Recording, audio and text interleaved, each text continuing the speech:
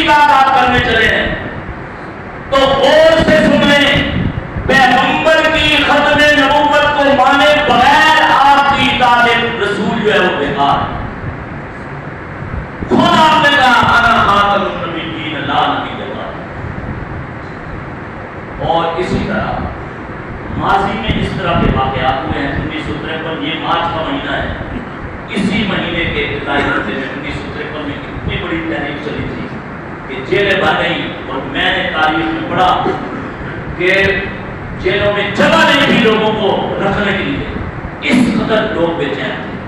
پھر 1974 کی تاریخ جس میں قادیانیوں کو غیر مسلم مختلف قرار دیا گیا، اور یہ ایک جج ہے، ایک چیف جسٹس ہے، میں کہتا ہوں یہ پاکستان کے نہیں کائنات کے جج کی دل دروازہ ہے۔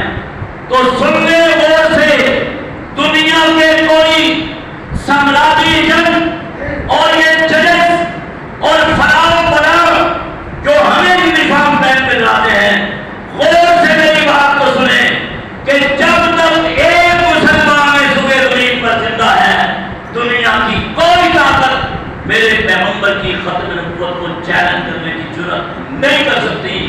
اور سن لے، نماز اچھی، روزہ اچھا، زکات اچھی، مگر باوجود اس کے میں مسلمان ہو نہیں سکتا جب تک قتل نہ مروں۔